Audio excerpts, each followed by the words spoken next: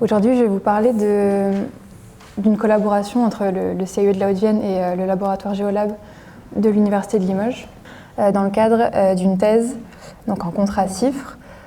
L'objectif de cette thèse, c'est d'étudier les enjeux sociaux et urbanistiques du foncier en milieu rural, donc en Haute-Vienne en particulier. Et donc en fait, avec le CIE, déjà en 2021, on avait constaté un besoin grandissant de la part des collectivités de pouvoir monter une stratégie foncière, que ce soit pour préparer ou pour réviser un document d'urbanisme comme un PLU, ou alors parce que des problématiques plus spécifiques de logements vacants, par exemple, étaient identifiées. Et donc bien entendu, aujourd'hui, ça implique aussi de prendre en compte les injonctions légales à l'échelle nationale, mais avant ça, déjà, les élus avaient cette volonté de travailler sur une stratégie foncière. Déjà parce qu'il n'y a plus de foncier constructible, même si on est en Haute-Vienne et qu'on n'est pas sur une zone tendue, mais aussi d'aller vers une gestion sobre du foncier, parce qu'on est malgré tout dans des territoires relativement dotés en espaces naturels, agricoles et forestiers, qui font aussi l'identité du territoire, donc avec une vraie volonté de maintenir ces espaces-là. Et aussi quelque chose qu'on a voulu montrer dans ce projet de recherche, en fait l'objectif c'est dans un premier temps d'élaborer une méthodologie d'études de gisements fonciers, donc qui se fonde sur un premier modèle d'études qui était réalisé par nos collègues du CIE de la Gironde, et donc on a adapté à nos territoires. Donc l'objectif c'était de tester cette méthodologie sur 8 communes d'études qui ont été sélectionnées sur des critères scientifiques. Et l'idée à la fin c'était d'aboutir à un observatoire du foncier donc à l'échelle du département de la Haute-Vienne qui partirait de la base de ces études de gisements fonciers. Alors, si tu veux bien passer à la topo. Dans un premier temps, je vais brièvement vous évoquer comment s'est opéré le choix de ces terrains d'études, pour ensuite vous présenter le travail qui a été fait sur les 8 communes sélectionnées.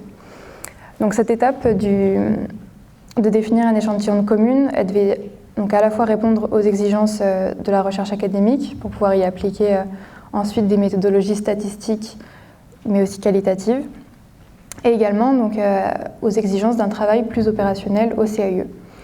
L'idée, c'était de sélectionner 8 communes pour que ça permette aussi d'avoir une certaine représentativité du territoire en combinant donc plusieurs critères de sélection que vous voyez donc ici.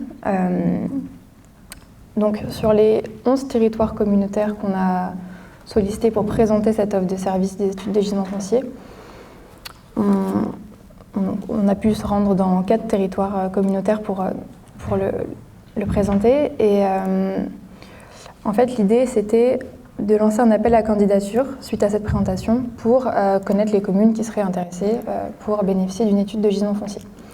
Une fois qu'on a lancé cet appel, on a recueilli à peu près 17 candidatures sur les 4 territoires communautaires.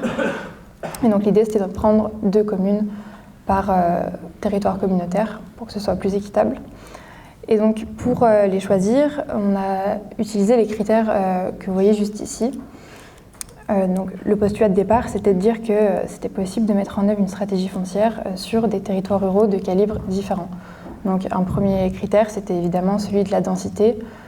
Pour ça, on s'est basé sur la nomenclature de l'INSEE, donc c'est ce que vous voyez, où il y a écrit densité avec les numéros 4, 5, 6 et 7.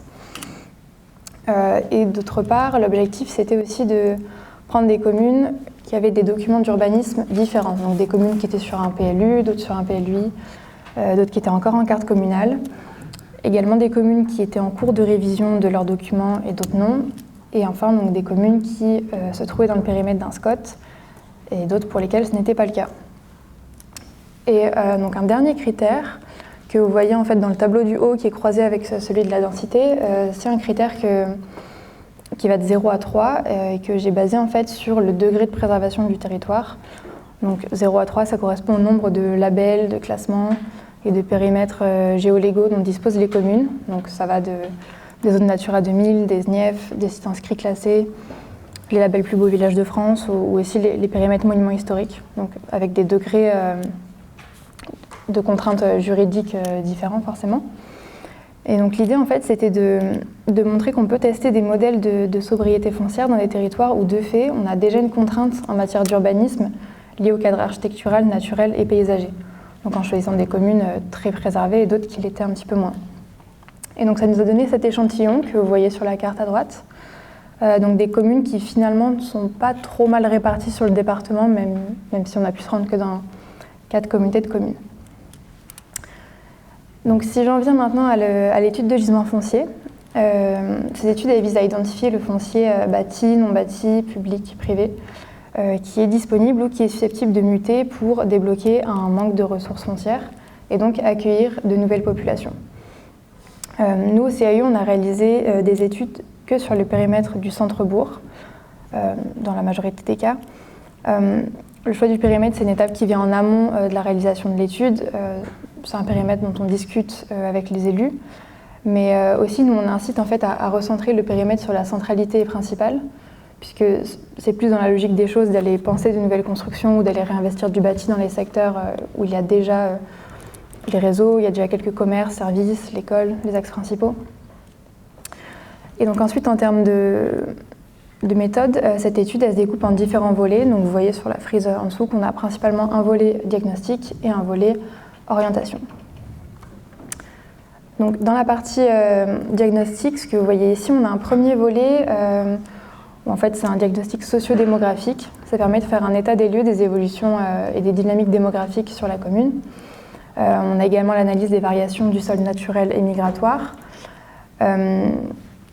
Et on a également une analyse, ce que vous voyez en bas, de la structure de la population par âge. Donc ça nous permet également d'identifier que nos communes sont majoritairement constituées d'actifs, mais avec une part très importante quand même de retraités, également de personnes de plus de 80 ans et plus, avec le vieillissement de la population. Et on voit aussi souvent qu'on a une sous-représentation des 18-24 ans. Donc, ce qui s'explique forcément par les mobilités professionnelles, les mobilités pour les études. Donc un phénomène de décohabitation. Mais généralement, ça nous permet, donc, avec d'autres données, d'arriver au constat assez évident qu'il y a un manque cruel de locatifs et de biens immobiliers de plus petite taille dans les territoires ruraux. Donc à la fois pour des jeunes qui souhaiteraient peut-être s'installer à la campagne mais qui ne peuvent pas accéder à la propriété dans l'immédiat, ou aussi pour des personnes âgées qui disposent déjà d'un logement mais qui n'est plus adapté parce que trop grand ou trop difficile à entretenir par exemple. On a également une variable, ce que vous voyez à droite, sur les dynamiques sociales et résidentielles, et notamment les mutations foncières liées aux dernières demandes d'autorisation de l'urbanisme. Donc là, ce sont des données qui sont issues généralement des fichiers citadelles de l'INSEE. Ça permet en fait de mesurer d'une part l'attractivité du territoire, donc par les demandes d'autorisation, voir par exemple s'il y a eu plus de permis ou plus de déclarations préalables de travaux, si plus de DP dans ce cas-là, sur quoi elles portaient, et si nouvelles constructions, sur quel type de terrain elles ont été faites, quelle taille de parcelle, et tout ça, ça renseigne en fait sur les nouveaux modes d'habiter finalement, et aussi sur la vocation résidentielle que les gens recherchent sur la commune d'études. Et donc suite à ce diagnostic socio-démographique, il y a quelques pages qui concernent également la consommation foncière. Donc qu'est-ce qu'on entend par consommation d'espace, notamment voir ce qui est identifié comme tel dans les fichiers fonciers. Et aussi nous au CAE, donc ce que vous voyez juste ici, nous on aime bien apporter une analyse par le développement urbain. Donc on fait une carte avec les différents bâtiments et leur date de construction. C'est aussi quelque chose qu'on retrouve aujourd'hui sur l'Observatoire national des bâtiments. En fait, ça permet de comprendre quelle période a impulsé davantage d'étalement urbain, et donc également où se situait le noyau ancien, et quel secteur, du coup, il faudrait privilégier pour recentrer l'action publique, plutôt que de continuer un développement urbain linéaire le long des axes, par exemple, ce qu'on voit beaucoup. Et tout ça, ça permet donc ensuite de reprendre le périmètre d'étude pour montrer qu'en fait, aujourd'hui, sur la commune, il y a tant d'espace qui a été consommé, donc il faut diminuer cette consommation-là, mais en même temps que le périmètre d'étude choisi, finalement, il est cohérent vis-à-vis de tout ce qu'on a vu et qu'il est recentré sur l'urbanisation existante. Et donc si on cherche du gisement foncier là-dedans, on va certainement en trouver, et en plus de ça, ça ne sera pas décompté dans l'enveloppe. Et donc si j'évoque maintenant l'identification des gisements fonciers en tant que tels, donc nous on identifie 3 types de gisements fonciers. Donc, le premier, c'est ce qu'on appelle les gisements en renouvellement urbain, donc ça correspond essentiellement aux fonciers bâtis vacants. Et ensuite, on a 2 types de fonciers en densification. Donc le premier qui correspond à un potentiel en division parcellaire. Donc pour les identifier, On a différents critères, donc déjà un foncier bâti, donc dans l'idée qu'il pourrait l'être davantage. On sélectionne des parcelles qui font plus de 1200 mètres carrés, en partant du principe que si divisons par 2 il y a, ça nous fait 2 parcelles de 600 mètres carrés. C'est un seuil qu'on jugeait raisonnable au regard des échanges avec les élus et de ce que les gens recherchent en Haute-Vienne.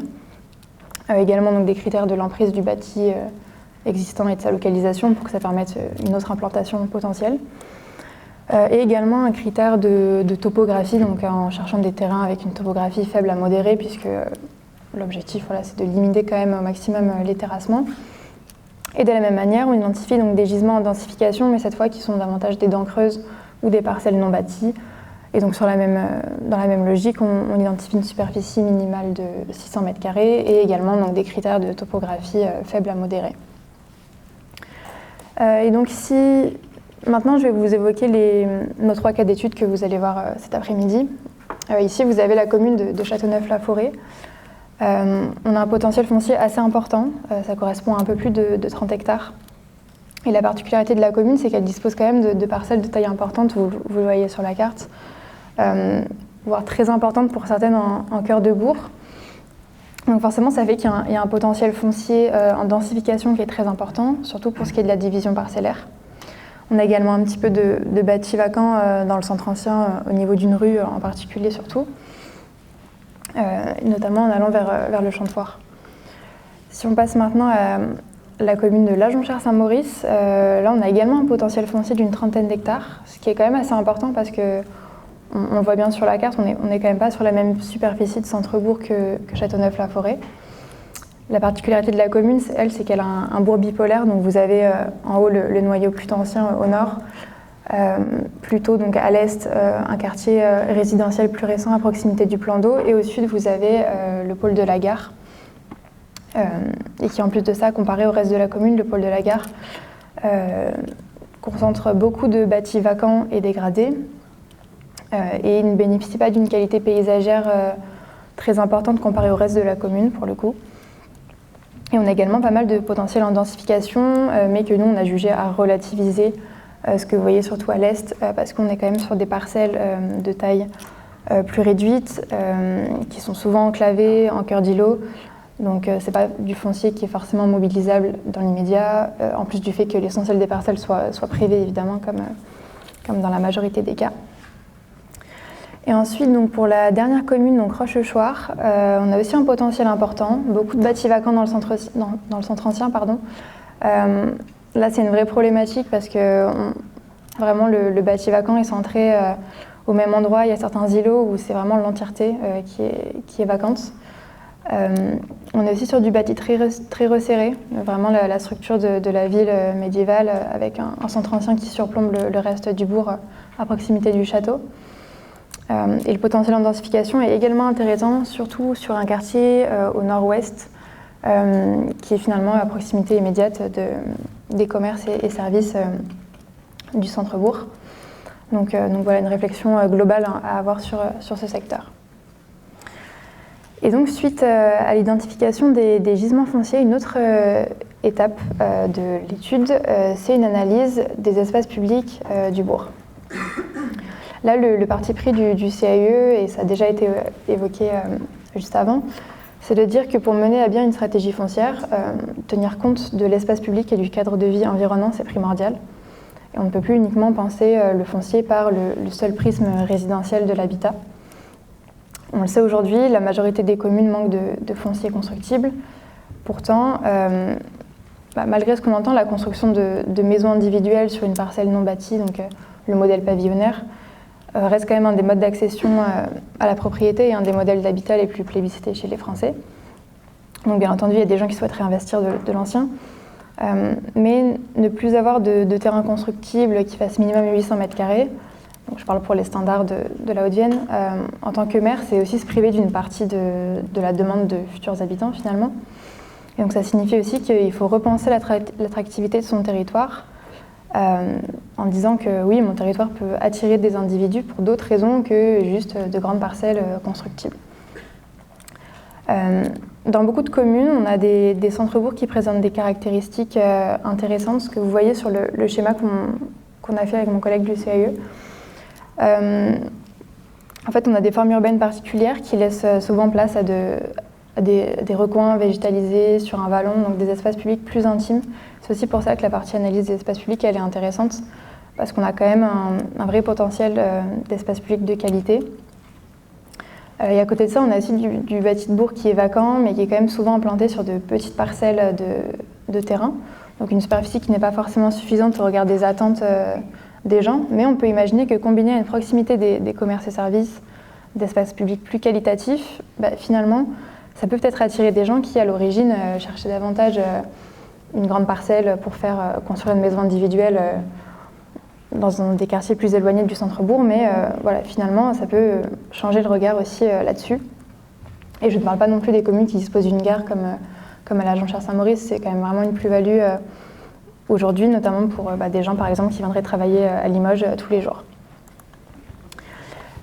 Et donc, au fil des années, notamment mon collègue Khalid, qui est au CAE depuis quelques années, a dressé une typologie qui s'applique généralement bien à l'ensemble de nos territoires, donc une typologie des espaces publics. Donc c'est ce que vous voyez à droite. Donc on identifie des espaces publics qu'on qualifie de majeurs, parce qu'en fait ils concentrent les polarités les plus importantes du bourg. Ils ont souvent un véritable rôle social et ils témoignent aussi du dynamisme du bourg. Donc ça correspond souvent aux espaces les plus fréquentés.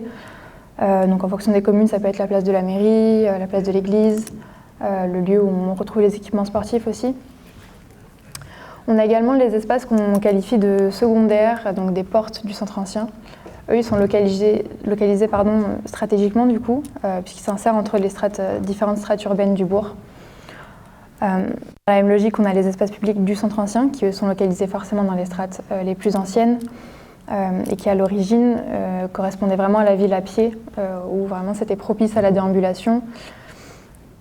Et donc le quatrième type, ce sont les espaces publics qu'on qualifie d'intérêt marginalisé. Eux, on constate qu'ils ont un caractère stratégique de par leur position dans le bourg, mais qu'ils ne font pas forcément partie du fonctionnement urbain et que du coup, ils sont sous-valorisés.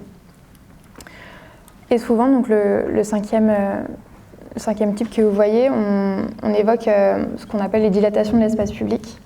En fait, elles constituent généralement des lieux d'intersection entre deux axes, sur lesquels l'absence de bâtiments ou leur implantation en retrait par rapport à la voirie vient donner la sensation d'une vue dégagée, de distension et d'élargissement de la chaussée.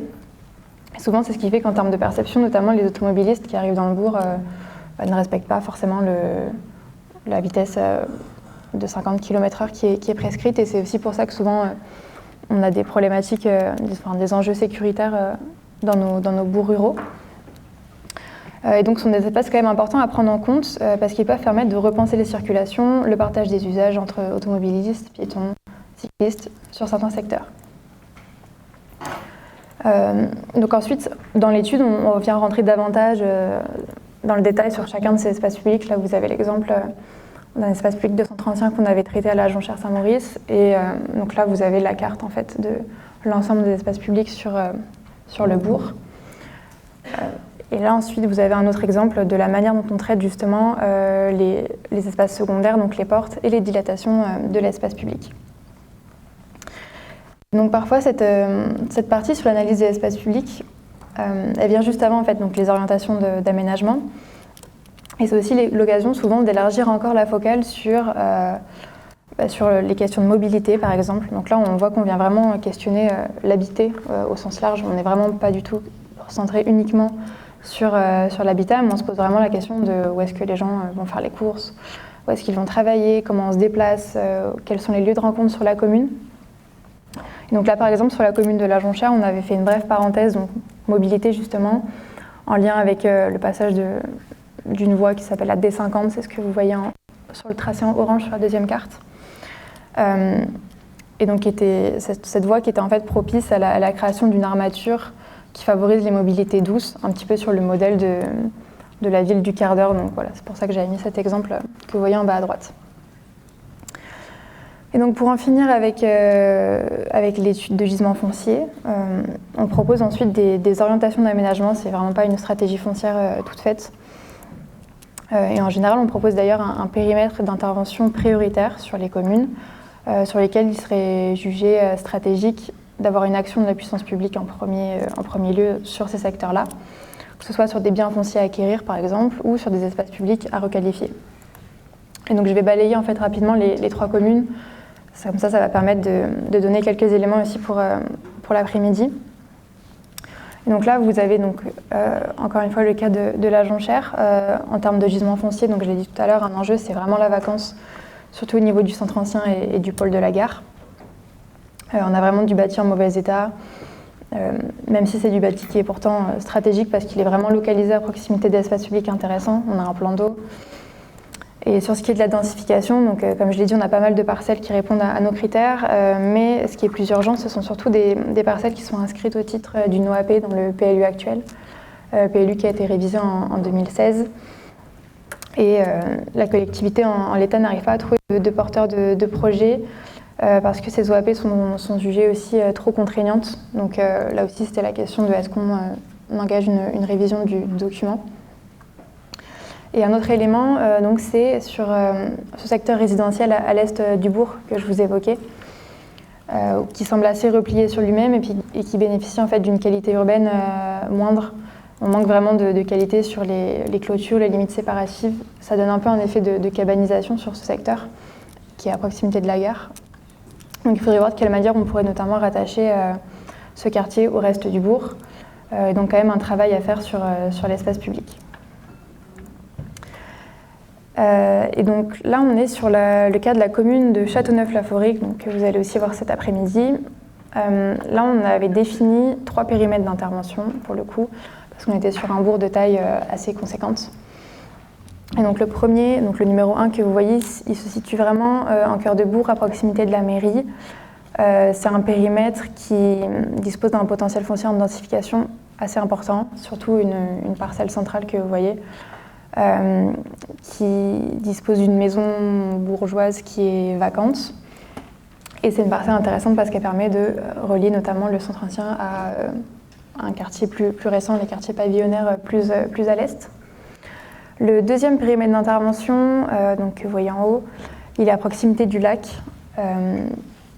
Donc c'est aussi ce qui fait que ce secteur est vraiment intéressant à prendre en compte. On a un peu de vacances sur du bâti ancien, notamment à proximité d'une scierie qui vient de fermer. Donc ça pose à la fois la question de la mutation du bâti industriel, mais aussi de la proximité avec un espace de loisirs, donc le plan d'eau, et également avec des équipements publics parce qu'on a aussi une école et un collège à proximité. Et un troisième périmètre que vous voyez, donc c'est le plus important. Lui, il représente vraiment une grande majorité du centre ancien, notamment avec une rue qui présente le plus de bâtis vacants. Et donc nous, dans nos orientations CAE, on a davantage travaillé sur le premier périmètre que vous voyez, aussi parce que l'étude est venue en amont de la révision du PLU qui est en cours actuellement. Et donc l'intérêt, c'était aussi de voir si on pouvait mettre en place une OAP sur ce secteur. Et enfin, donc, pour la commune de Rochechouart, là aussi, on a défini un périmètre assez important qui englobe à la fois du coup, le centre ancien avec toutes les problématiques de logement vacant que je vous évoquais juste avant, que vous voyez en bleu, et donc également le périmètre, le quartier un peu plus à l'ouest, qui est plutôt bien relié au centre ancien. Et donc là, voilà, c'était vraiment l'idée de réfléchir à la manière dont on remobilise ce bâti vacant, qui est, en plus de ça, vous les voyez en pointillé, en plus de ça, très proche d'espaces publics de qualité. On a également une première tranche de requalification d'espace public qui a été réalisée sur la commune. Donc voilà, l'idée, c'était de voir de quelle manière on pouvait la généraliser au reste du centre-bourg. Et donc en dernière partie, voilà, là, j'ai fini sur la méthodologie de l'étude de gisement foncier. Et je terminerai ma présentation par vous évoquer la deuxième grosse partie de la thèse et du projet de recherche avec le CAE. Donc, c'est la réalisation d'un observatoire du foncier à l'échelle du département. Donc, à savoir que dans le cadre de cet objectif, donc, on travaille justement avec l'université, avec les ingénieurs cartographes de mon laboratoire de recherche. On a déjà fait plusieurs réunions de travail et donc, au niveau du CAE, il faut vraiment qu'on arrive à s'accorder sur les données qu'on veut y faire figurer. Donc voilà, pour qu'on puisse vraiment démarrer ensuite le travail de montage et de constitution de cet observatoire. Donc forcément, c'est un petit peu prématuré pour en parler dans le détail, mais voilà, je voulais quand même vous montrer des choses un peu... Voilà, les prémices en fait de ce projet-là. Et donc cet observatoire, il serait conçu comme un outil de sensibilisation au CAUE, puisqu'il part des études de gisement foncier qui ont été réalisées, et l'objectif, c'est justement de capitaliser ce qui aura été fait sur ces 8 communes, pour ensuite trouver une méthode pour généraliser ça sur l'ensemble du département. L'objectif premier, c'est qu'il soit un outil d'aide à la décision pour les collectivités, mais aussi de rendre lisibles en fait, les disponibilités foncières à court, à moyen, à long terme pour les élus, pour les futurs porteurs de projets et aussi pour les futurs habitants qui souhaitent s'installer sur le territoire. Et sur un autre volet, l'idée c'est aussi de rendre davantage accessible l'information sur les sujets liés à l'urbanisme, au foncier, que ce soit compréhensible pour tous et notamment cette plateforme fera l'objet d'une sorte de décryptage des documents d'urbanisme. Donc, l'objectif étant de vulgariser les PLU, les PLUI et les règles qui sont associées aussi pour les administrés pour que ce soit plus clair pour tout le monde. Et aussi, ce sera mon dernier point, au fur et à mesure de la réflexion, on souhaitait élargir les données lisibles sur l'observatoire aux projets de territoire, aux dynamiques de revitalisation, au programme Petites Villes de demain, Villages d'avenir. Donc, vous voyez à droite tous les critères que pour l'instant on a imaginé faire figurer sur l'observatoire, même si il doit malgré tout pas être constitué comme un outil de marketing territorial qui viserait à montrer ce qui est mis en œuvre sur chaque commune. Mais c'est simplement de donner à voir à une échelle plus large ce qui est fait en Haute-Vienne, que ce soit dans un objectif de coopération entre les différentes communes, donc avec les élus, les agents du territoire, mais aussi pour donner à voir ce qui se met en place dans nos petites communes rurales plus généralement, parce que ces collectivités-là ont aussi une réelle capacité à innover, et encore une fois, c'est pas parce qu'on manque de foncier constructible que rien ne se passe et qu'on ne peut pas accueillir de nouvelles populations et continuer de développer son territoire. Donc voilà pour l'ensemble de ces éléments qui constituent ce projet de recherche. Je conclurai juste sur un élément qui ressort à ce stade du projet, donc après 2 ans de travail. C'est que penser une stratégie foncière, c'est essentiel aujourd'hui au regard des enjeux environnementaux, des nouveaux modes d'habiter, de tous les changements sociétaux qu'on connaît. Et vraiment, les collectivités ont besoin de se doter d'outils d'aide à la décision.